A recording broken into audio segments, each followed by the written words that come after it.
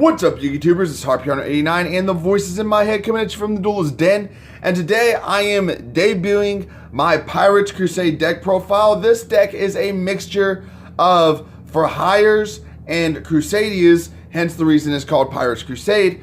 But it does a lot of great things. It can easily go into an extra link almost as easily as Goki's can. Now this is only stage 2 in the development of this deck. I'm still waiting on some cards to finish the final iteration of this deck, and once I have that ready, I will do the deck profile for that as well. But let's go ahead and get into this profile. For the furry lineup, I run 2 copies of Marksman. Now all of the level 4 and lower for hires have an ability that lets you special summon another for hire from your hand except a copy of itself, and they also have secondary effects that trigger when another monster for hire is special summoned to the field. Dampa allows you to destroy a face-up card on the field upon the special summon of another for hire monster. Next up, I run 2 copies of Recon. Recon is very similar to Dampa, only it allows you to destroy a face-down card on the field. I run 3 copies of Beat. You definitely need to run 3 beats in the deck as it is your primary searcher, and it allows you to search out another for hire monster when a for hire is special summoned to the field. Next up, I run 3 copies of Seal. This is your graveyard recursion of the deck. It allows you to get a for hire monster out of your graveyard back to your hand upon the special summon of another for hire monster. Then I run 3 copies of Bravo. Bravo is very, very useful in the deck as it gives all of your other for hires a 500 attack and defense boost. So it allows things like Raphael to get over beaters they didn't normally want to be able to get over. Next up, I run 2 copies of Wiz. Now the higher level for hires, the level 5 and hires, all have effects that trigger when they're special summoned, and they also have activated effects as well. Wiz, upon its special summon, allows you to gain 500 life points for every for hire on the field with a different name except itself. Its secondary ability is that it allows you to discard a card for hire in order to negate a spell or trap activation, but that effect is only once per turn, so you really have to be careful about how you use that ability. Next, I run 3 copies of Raphael, Champion for Hire. Raphael, upon its special summon, allows you to excavate cards from the top of your deck equal to the number of for hires you control with different names except itself, and then you get to add one of those cards to your hand. Also, it is similar to Wiz in that it allows you to once per turn negate a monster effect activation. So again, just like Wiz, you have to be careful about how you use that secondary effect, but its primary function in the deck is to excavate cards and add one to your hand. Next up is the Crusadia lineup. I run 2 Reclusia. Now, the Crusadias are in here because all of them have an ability that lets you special summon them in defense position to a zone a link monster points to. They also have secondary effects, but with this build, their secondary effects are mostly not useful. Crusadia Reclusa, upon its special summon to a zone link monster points to, allows you to destroy a Crusadia card you control and a card your opponent controls. So that effect is useful in here, but you rarely ever use it. Next up, I run 2 Arborea. Arborea is a tuner monster, so it does allow you to open up synchro plays for the deck if you so choose. I don't have any synchros in this deck, so I really just use it for its special summoning ability. I run 2 copies of Leonis.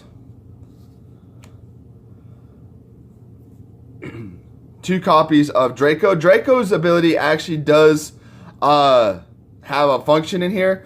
When it's summoned to the field, normal or special summon, it allows you to add a Crusadia card from your graveyard to your hand. So you can summon this out to the field and then add one of your Crusadia monsters that are in your graveyard back to your hand. So Crusadia's effect actually is useful in here, as it does give you a little bit more recursion. I did think about running this at 3, but I didn't really want to see it as much, so I decided to go ahead and keep it as 2.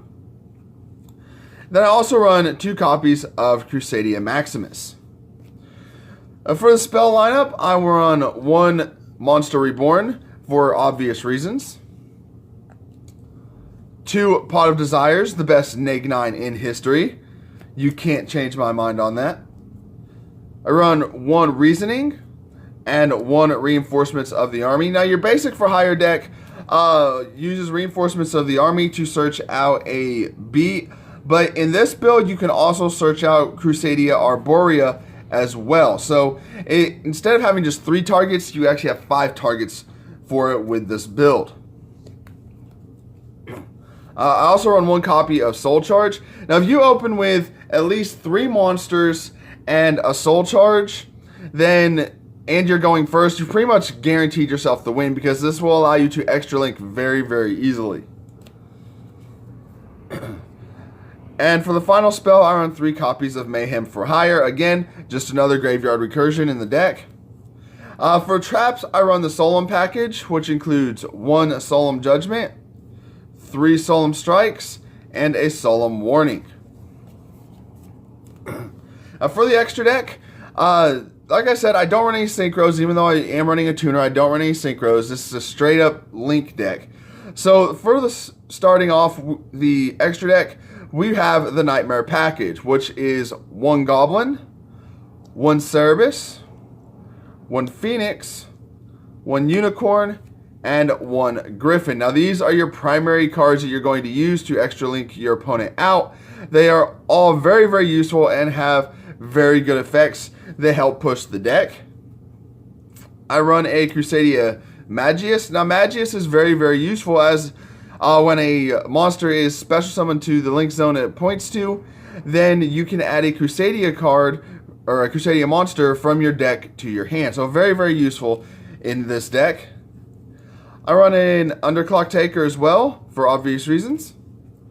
A Proxy Dragon, just to get another link 2 with sideways arrows to help me go into my extra links. Binary Sorceress, very, very useful Binary Sorceress is, as it allows you to increase the attack of one of your monsters. So it helps you get over problem beaters. The only downside is that you do have to have monsters that are co-linked to it in order to use its abilities. And that's the same downfall with Tri-Gate Wizard as well. Tri-Gate Wizard does a bunch of crazy shit. It allows you to banish cards. It allows you to negate effects. It's very, very useful. But like I said, with with Tri-Gate Wizard, it's the same problem as Binary Sorceress. You do have to have cards co-linked to it in order to use its effects. Next up, I run a copy of Decode Talker. Pretty standard choice for a link build. And a Gaia Saber the Lightning Shadow. Gaia Saber may not have an effect, but it is a big beat stick that you need in here. Not only because it has sideways arrows, because it has a down arrow as well. I run a Beauregard Dragon. Beauregard is very fun, having the ability to change my opponent's monster to defense position. Gives me sort of a built-in Book of Moon effect with a 3000 body. Next up, I run Topologic Bomber Dragon. This is the key ace monster in this deck, as if this is on the field and you have Crusadias in your hand, it's very easy to special summon them to a link zone and then just blow up the field and attack your opponent. And then for the last link, I have Topologic Gunblood Dragon, another very, very useful card in this deck, as it allows you to force your opponent to discard cards, and then once they have no cards in their hand, this hits them for 3000 damage, and that is not a that's not a once per turn ability. So, or a once per duel ability, I should say. So you can use this effect every freaking turn until your opponent's life points are drained. Well, anyway, that is my Pirates Crusade deck profile. I hope you guys enjoyed this profile. As always, guys, make sure you like the video and subscribe to the channel. And I hope this inspires you to build this deck as well. But until next time, this is Harpy Hunter 89 and the voices in my head. Just want to say Yu-Gi-Oh is not just a game. Yu-Gi-Oh is life.